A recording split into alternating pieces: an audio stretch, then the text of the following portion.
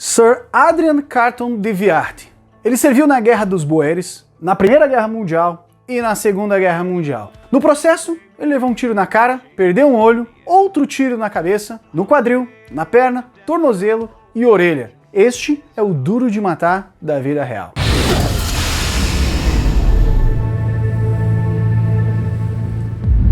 Adrian Carton nasceu no dia 5 de maio de 1880. Filho de pais belgas e irlandeses, foi premiado com a Victoria Cross, a mais alta condecoração militar atribuída por ações diante do inimigo nos países da Commonwealth. Ele serviu na Guerra dos Boeres, na Primeira e na Segunda Guerra Mundial. Ele levou um tiro no rosto, cabeça, estômago, tornozelo, perna, quadril, orelha. Sobreviveu a 2 acidentes de avião, cavou um túnel para fugir de um campo de prisioneiros e arrancou seus próprios dedos quando o médico se recusou a amputá-los. Descrevendo suas experiências na Primeira Guerra Mundial, ele escreveu francamente que gostou da guerra. Depois de voltar para casa do serviço militar, incluindo um período como prisioneiro de guerra, ainda na Segunda Guerra Mundial, ele foi enviado para a China como representante pessoal de Winston Churchill. Enquanto estava no caminho, ele participou da Conferência do Cairo em 1943, que decidia sobre as próximas ações dos aliados diante da guerra contra o Japão. Em suas memórias, Carton de Wiart escreveu que os governos podem pensar e dizer o que quiserem, mas a guerra não pode ser eliminada, e é o único poder real e sem resposta. Ele disse que todos são ensinados de que a caneta é mais poderosa que a espada, mas que ele sabia qual dessas armas certamente ele escolheria. Curiosamente, o dicionário Oxford, na Inglaterra, o definiu com seu tapa-olho preto e sua manga vazia como um elegante pirata que se tornou uma lenda. Sim, ele está no dicionário de Oxford. A morte de sua mãe irlandesa, quando ele tinha apenas 6 anos, levou seu pai a mudar a família então para o Cairo. Seu pai era advogado e magistrado, além de diretor de 2 grandes companhias. Estava muito conectado aos círculos governamentais egípcios. Ali, ele aprendeu a falar árabe e se tornou então católico. Em 1891, a sua madrasta inglesa o enviou para um internato católico na Inglaterra. De lá, ele foi então para o Balliol College em Oxford, mas saiu para se juntar ao exército britânico na época da Segunda Guerra dos Boeres, aqueles confrontos entre os colonos holandeses e franceses contra o exército britânico na África do Sul por volta de 1899. Ali, ele conseguiu entrar então sobre um nome falso, Trooper Carton. Sim, Trooper, que a grosso modo se traduz para o português como soldado, acabou sendo seu nome falso para entrar para o exército. Ele alegou ter 25 anos de idade, quando na realidade sua idade real não passava dos 19 anos, idade esta não aceita nas Forças Armadas Britânicas. Trooper Carton foi ferido no estômago e na virilha na África do Sul e retornou militarmente inválido para casa. Seu pai ficou furioso quando soube que seu filho havia abandonado os estudos, mas permitiu que ele permanecesse no exército. Após outro breve período em Oxford,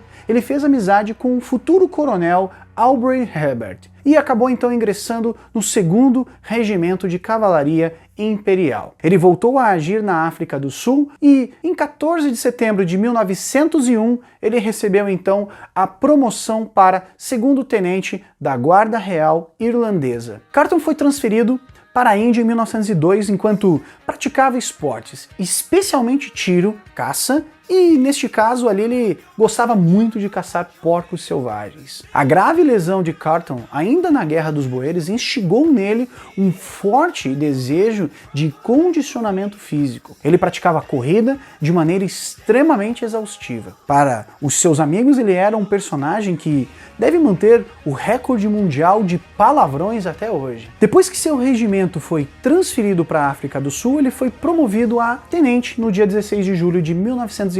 Ele descreve esse período, que vai durar até 1914, como seu heyday, uma espécie de férias. E na verdade também leva o título do capítulo 3 de sua autobiografia, que vou deixar aqui na descrição deste vídeo. Seus deveres leves como ajudante de campo deram-lhe tempo para um novo esporte. o polo. Em 1907, embora Carton ainda servisse no exército britânico, já por 8 anos, ele continuava sendo um cidadão belga, até que no dia 13 de setembro daquele mesmo ano, ele prestou então um juramento de fidelidade ao rei britânico Eduardo VII e foi oficialmente formalizado como cidadão britânico. Carton era bem conectado aos círculos da alta sociedade europeia. Seus dois primos mais próximos eram o conde Henri Carton de Viart, primeiro-ministro da Bélgica, e o barão Edmond Carton de Viart, que era o secretário político do rei da Bélgica. Enquanto estava de licença, ele viajou extensivamente por toda a Europa Central, usando suas conexões aristocráticas para praticar tiro em diversas propriedades rurais da Áustria, Hungria e Alemanha. Em 1908, casou-se então com a condessa Frederica von Barbenhausen, filha mais velha de príncipes austríacos. Eles tiveram 2 filhas. Em suas memórias, curiosamente, no livro chamado A Odisseia Feliz, Carton não faz referência nem à sua esposa ou às suas filhas. Ele foi promovido a capitão no dia 26 de fevereiro de 1910. Quando a Primeira Guerra Mundial estourou, Carton de Viart estava a caminho da Somália Britânica, onde uma guerra quase esquecida nos livros de história estava em andamento contra os seguidores de Mohammed bin Abdullah, chamado então de Mullah Louco pelos britânicos. Carton de Viart havia sido destacado para o corpo de camelos da Somalilândia. Uma curiosidade, um oficial desta equipe era Hastings Ismay. Mais tarde ele foi conhecido como Lord Ismay, conselheiro militar de Winston Churchill. Durante esse conflito isolado, num ataque a um forte inimigo em Chimblenberries, Carton de Viart levou 2 tiros no rosto, perdendo então o olho esquerdo e também uma parte do ouvido. Ele recebeu, por estas ações, a Ordem de Serviço Distinto no dia 15 de maio de 1915, claro que por conta de todos os feitos ali. Em fevereiro de 1915, pouco antes de ser condecorado, ele embarcou no navio a vapor para a França e imediatamente já engajou nos combates na frente ocidental, comandando sucessivamente 3 batalhões de infantaria e uma brigada completa. Ele foi ferido mais 7 vezes na guerra, perdendo a mão esquerda em 1915 e arrancando os dedos quando o médico se recusou a removê-los. Sim, ele removeu 2 dedos por conta própria para conseguir continuar em combate. Ele foi baleado no crânio e no tornozelo durante a Batalha do Somme, no quadril durante a Batalha de Passchendaele e na perna na Batalha de Cambrai. Além da orelha, claro, na Batalha de Arras.Sim, você não está tendo um déjà vu. De novo, ele foi ferido na orelha. Após esta série de eventos catastróficos, Carton se instalou no asilo Sir Douglas Shield para se recuperar de seus ferimentos. Carton de Viart foi promovido então a major temporário em março de 1916. Posteriormente, ele vai alcançar o posto de tenente-coronel temporário em 18 de julho e foi rebaixado para major no dia 1º de janeiro de 1917. Depois, ele voltou a ser promovido então a general de brigada em 1917 também. No mesmo ano, ele foi nomeado oficial da Ordem da Coroa da Bélgica. Ele foi agraciado com a Cruz de Guerra belga em março de 1918, 3 dias antes do fim da Primeira Guerra Mundial, em 8 de novembro. Carton de Viart vai receber então o comando de uma brigada com a patente de general brigadeiro temporário. Ao assumir o posto, os membros desta brigada, chamada Brigada Bullock, afirmaram que calafrios caíram nas costas de todos naquele momento, pois Carton tinha um histórico insuperável como consumidor de fogo, de desejo de batalha. Ele não perdia a chance de jogar os homens sob o seu comando em qualquer luta que ele pudesse. Os membros da brigada lembram que, ao estarem com um desgaste excessivo por conta da guerra, Carton chegou então de forma animada, com o boné inclinado, de maneira desleixada, fazendo sombra sobre o lugar onde um dia ele já tivera um olho. Ele também estava sem 2 membros e tinha 11 listras de ferida no seu uniforme. Para confirmar o temor da brigada, o primeiro homem na fila da primeira inspeção teve que ouvir ainda de Carton, que o observou com apenas um olho, a ordem para arrumar os cadarços do seu coturno. Para completar a agressiva ascensão na carreira de Carton, ele recebeu então a Victoria Cross, o maior prêmio de combate que pode ser concedido a membros das forças do Império Britânico. No evento, que o levou à condecoração em 1916, ele tinha 36 anos e era tenente-coronel temporário da Guarda Real Irlandesa. O evento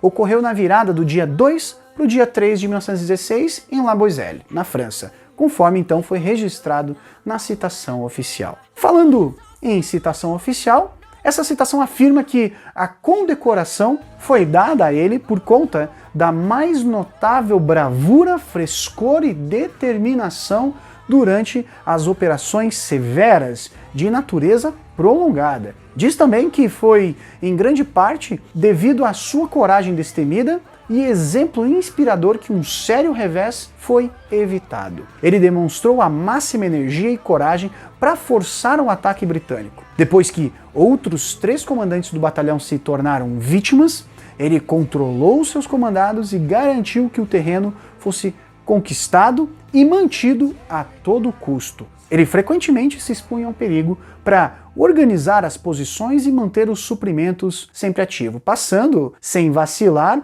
por uma barragem de fogo intensa. Sua ação foi inspiradora para todos. Hoje, a sua Victoria Cross é exibida no Museu Nacional do Exército em Chelsea. Uma curiosidade, no seu livro, na sua autobiografia, A Odisseia Feliz, não há menção também sobre a sua Victoria Cross. E coube aos editores adicionar essa seção especial cobrindo este prêmio somente na 5ª edição do livro. Após a Primeira Guerra, Carleton de Wiart foi enviado para a Polônia como o segundo no comando da missão militar britânico-polonesa. A Polônia precisava desesperadamente de apoio, pois estava envolvida com a Rússia bolchevique na guerra polonês-soviética. A Polônia também estava envolvida com os ucranianos na guerra polonês-ucraniana, com os lituanos na guerra polonês-lituana e com os tchecos no conflito fronteiriço tcheco-polonês. Enfim, a Polônia tinha bastante inimigo naquele momento. Uma de suas tarefas, logo após a sua chegada, foi tentar fazer as pazes entre poloneses e nacionalistas ucranianos. Os ucranianos estavam sitiando a cidade de Lvov. Ele não teve sucesso e criou ranço do líder ucraniano, especialmente depois que as forças ucranianas metralharam o seu trem, matando 2 oficiais poloneses a bordo.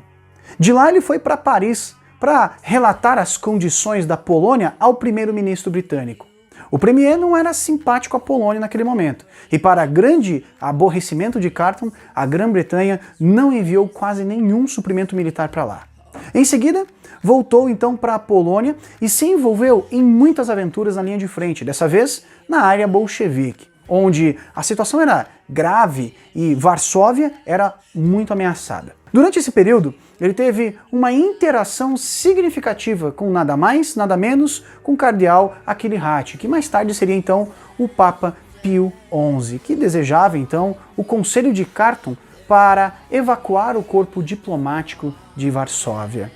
Por conta de todos esses assuntos, Carleton desenvolveu então simpatia pelos poloneses e apoiou as suas reivindicações. Isso causou faíscas com o primeiro-ministro britânico durante uma reunião, mas caiu nas graças dos poloneses. Neste período ele sofreu um acidente de avião. Sim, o cara caiu de um avião e pior, foi preso logo após a queda. Após um breve período de cativeiro na Lituânia, ele voltou à Inglaterra para reportar desta vez ao secretário de Estado de Guerra, o Sir Winston Churchill, tudo o que estava acontecendo. Ele transmitiu uma previsão a Churchill de que haveria uma ofensiva da Rússia Branca, aquela ala menchevique sob o comando do general Anton Denkin em Moscou durante a reta final da Guerra Civil Russa, mas que possivelmente fracassaria. Isso realmente aconteceu pouco depois. Churchill era mais compreensível com as necessidades polonesas do que o premier Lloyd George e conseguiu, mesmo diante das objeções desse premier, enviar algum material de apoio para a Polônia. No dia 27 de julho de 1920, Carleton de Wiart foi nomeado assessor de campo do rei. Ele então atuou em agosto de 20, quando o Exército Vermelho estava às portas de Varsóvia. Enquanto estava em seu trem de observação, ele foi atacado por um grupo da cavalaria bolchevique e lutou contra eles com apenas um revólver de pé preso ao estribo do trem. A uma certa altura, ele chegou a cair do trem, mas conseguiu reembarcar com ele em movimento, bem rápido. Quando os poloneses venceram a guerra, a missão militar britânica foi encerrada. Carleton de Wiart foi promovido a general de brigada temporário e ele depois foi promovido ao posto de coronel no dia 21 de junho de 1922, renunciando logo em seguida ao posto de general no dia 1º de abril de 23. Ele recebeu metade do salário por conta dessa renúncia como coronel. Carleton de Wiart se aposentou oficialmente do exército no dia 19 de dezembro de 23 com um posto honorário de major-general. Nós poderíamos terminar o vídeo aqui, mas durante a sua aposentadoria, o seu último assessor de campo polonês, o príncipe Karol Mikołaj, herdou uma grande propriedade de terra, de 200.000 hectares no leste da Polônia, quando os comunistas mataram o seu tio. Eles eram muito amigos e Carleton de Wiart então recebeu de presente uma grande propriedade de terra chamada Prostin, nos Pripyat Marshes, uma área pantanosa maior que a Irlanda e conhecida por suas aves aquáticas. O local fica na fronteira entre a Bielorrússia e a Ucrânia. A casa de Carleton era um pavilhão de caça convertido numa residência a poucos quilômetros da fronteira soviética. Nesse local, Carleton então passou o resto dos anos ali entre guerras morando na calmaria. Nas suas memórias ele dizia que filmava todos os dias daqueles 15 anos que passava nos pântanos e seu prazer de morar ali nunca se empalideceu. Ele visitava a Inglaterra uma vez por ano e ficava por 3 meses lá durante o inverno, retornando a tempo de quebrar o gelo nos lagos e rios congelados da sua própria fazenda na Polônia. Após 15 anos, a vida pacífica e polonesa de Carleton de Wiart foi interrompida pela guerra iminente, quando ele foi lembrado em julho de 1939 pelos britânicos e chamado para o seu antigo emprego como chefe da missão militar britânica na Polônia novamente. A Polônia, para quem não lembra, foi atacada pela Alemanha no dia 1º de setembro de 1939. E até 17 de setembro os soviéticos atacaram então, já aliados à Alemanha, o outro lado da Polônia. Logo as forças soviéticas invadiram Prostin e Carleton de Wiart perdeu todas as suas armas, varas de pescar, roupas e móveis. Eles foram embalados pelos soviéticos e armazenados no Museu de Minsk, mas foram destruídos ali pelos alemães durante os combates posteriores. Ele nunca mais viu a área onde morava e, como ele mesmo disse, eles não puderam tirar as suas próprias memórias daquele local. Carleton se encontrou com um comandante em chefe polonês, o senhor Marechal da Polônia Eduard Heydz, no final de 1939, no final de agosto de 1939, e acabou então formando uma opinião bastante baixa sobre as suas capacidades. Ele tentou puxar as forças polonesas de volta para além do rio Vístula, mas não conseguia convencer os poloneses e não teve sucesso. Outro conselho que Carleton ofereceu foi para que as unidades marítimas da frota polonesa deixassem o Mar Báltico e, depois de muita discussão, ele conseguiu ter essa opinião aceita. Essa frota fez uma contribuição significativa para a causa aliada, especialmente os vários destroyers e submarinos modernos que foram preservados. À medida que a resistência polonesa se enfraquecia, Carleton de Wiart então evacuou a sua missão de Varsóvia junto com o governo polonês em direção à Inglaterra. Juntamente com o comandante também polonês, o Sr. Heydz, Carleton seguiu o seu caminho com o restante da missão britânica até a fronteira romena com os alemães e os soviéticos nas suas costas o perseguindo. O seu comboio, durante essa fuga, foi atacado pela Luftwaffe na estrada que eles estavam percorrendo com os carros ali do comboio, e a esposa de um dos seus assessores foi morta neste momento. Ele estava em perigo de prisão ali na Romênia e ele acabou então saindo do avião no dia 21 de setembro com um passaporte falso, bem a tempo do primeiro-ministro romeno, pró-aliado, o senhor Armand Călinescu, ser assassinado naquele dia. Então, por um triz, ele consegue fugir do leste europeu em direção à Inglaterra. Ele recebeu o posto de major-general no dia 28 de novembro e foi convocado em abril de 1940 para assumir o comando de uma força anglo-francesa reunida às pressas ali para ocupar Nansos, uma pequena cidade no meio da Noruega. Carleton estava de volta ativa. Ele voou então para Nansos para reconhecer a localização antes da chegada das tropas. E quando seu hidroavião, um Short Sunderland, pousou, foi atacado por um caça alemão, um Messerschmitt Bf-109, e seu assessor foi morto neste ataque. Logo após as questões que envolveram então a Noruega, Carton de Wiart foi levado então à base naval britânica em Scapa Flow, nas Ilhas Orkney, no dia 5 de maio de 1940, e era o seu 60º aniversário. Ao chegar e receber outra missão, a missão de defender o território irlandês contra uma possível invasão alemã, ele foi substituído, porque era velho demais para esta função. Ele permaneceu inativo muito brevemente, e logo foi nomeado chefe da missão militar britânico-iugoslava no dia 5 de abril de 41. Hitler estava se preparando para invadir o país e os iugoslavos pediram ajuda britânica. Carton viajou em um bombardeio Wellington para Belgrado, na Sérvia, para negociar com o governo iugoslavo. Após o reabastecimento em Malta, a sua aeronave partiu para o Cairo, com um território inimigo tanto ao norte quanto ao sul. Ambos os motores do seu avião falharam na costa da Líbia, controlada pela Itália fascista. E o avião aterrissou no mar a cerca de 1 quilômetro da terra. Sim, ele caiu de novo em avião. Carton ficou inconsciente, mas a água fria acabou acordando. Quando o avião partiu então ao meio e acabou afundando, ele e o resto dos tripulantes foram forçados a nadar então até a praia. Eles foram capturados pelos italianos fascistas e presos. Carton era um prisioneiro de alto nível. Depois de 4 meses na Vila Orsini, ele foi transferido para uma prisão especial para os altos oficiais de Castelo de Visigliata. Havia um número de altos oficiais presos lá, devido aos sucessos alcançados por Rommel no norte da África no início de 41. Carton fez amizades também de alto nível. Em cartas para as esposas, os colegas de Carton o descreviam como um personagem agradabilíssimo, mas que mantinha um recorde mundial de palavrões. Carton fez 5 tentativas de fuga, incluindo uma com 7 meses de escavação. Quando finalmente conseguiu, escapou da captura por 8 dias disfarçado de camponês italiano. Ele estava no norte da Itália e não sabia falar italiano e já tinha 61 anos de idade, com um tapa-olho e uma manga vazia, fora as várias lesões e cicatrizes. Ironicamente, Carton havia sido aprovado para ser repatriado devido à sua deficiência, mas a notificação chegou somente depois que ele fugiu, ou seja, ele seria devolvido pelos italianos aos ingleses com a condição de que ele prometesse não participar mais da guerra, o que provavelmente Carton acabaria recusando. Por azar, Carton foi preso novamente em agosto de 43 e foi levado a Roma. O governo italiano já planejava secretamente deixar a guerra, abandonar os nazistas e queria que Carton de Wiart enviasse uma mensagem ao exército britânico sobre um possível tratado de paz com o Reino Unido. Carton de Wiart deveria acompanhar o negociador italiano, o general Giacomo Zanussi, a Lisboa, para encontrar então contatos aliados para negociar a sua rendição. Para manter a missão em segredo, foi dito então a Carton de Wiart que ele precisava de roupas civis.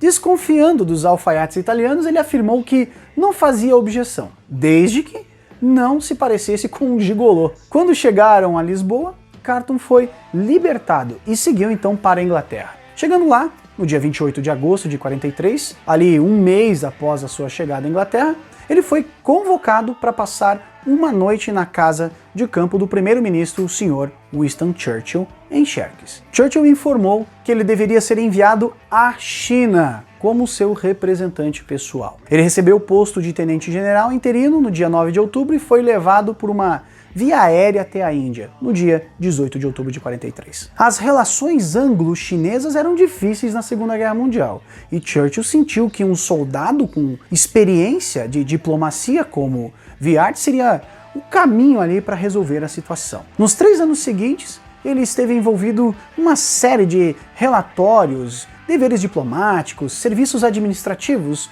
na remota capital chinesa de guerra, Chongqing. Ele trabalhou com o general e futuro líder chinês Chiang Kai-shek e, quando finalmente se aposentou, recebeu o emprego do seu novo amigo Chiang. Neste período, boa parte dos relatórios de Carton de Wiart tinha a ver com o crescente poder dos comunistas chineses. O historiador Max Hastings escreveu que Wiart desprezava, odiava todos os comunistas por um princípio natural, e ele chamou Mao Tse-tung de fanático, e afirmava que não acreditava que um lunático como Tung Ele estava então falando sério nos seus discursos. Ele disse ao gabinete britânico que não havia alternativa concebível para Chiang como governante da China diante de uma ameaça comunista. Carton chegou inclusive a conhecer Mao Tse-tung em um jantar, e ele causou um desconforto memorável com ele, quando ele interrompeu o discurso de Mao numa propaganda que o próprio Mao fazia ali sobre o comunismo,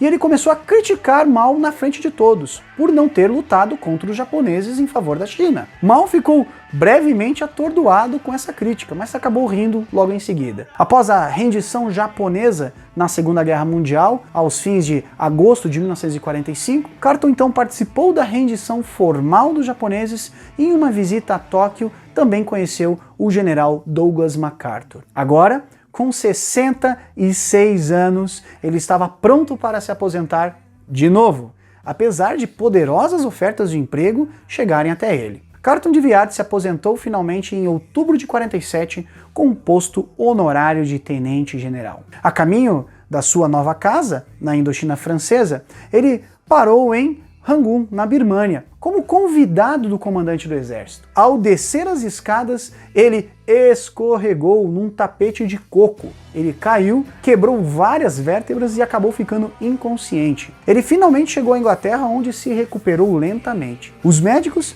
aproveitaram também para extrair uma grande quantidade de estilhaços de antigos ferimentos de combate. A sua esposa morreu em 1949. E em 1951, aos 71 anos, ele casou-se de novo com Joaquin McCain. Ela tinha 23 anos de idade a menos que ele. Eles se estabeleceram no condado de Cork, na Irlanda, e passaram então o resto dos seus dias pescando salmão. Carton de Wiart morreu aos 83 anos de idade no dia 5 de junho de 1963 de causas naturais. Ele não deixou documentos nem testamento. Ele e sua esposa Joan estão enterrados no cemitério de Caen, perto da estrada de Macomb. O testamento de Carton de Wiart foi avaliado em apenas 3.496 libras. Fica aqui o nosso muito obrigado a todos os veteranos que de alguma forma contribuíram para a nossa liberdade, não só o Sr. Carton com sua difícil vida.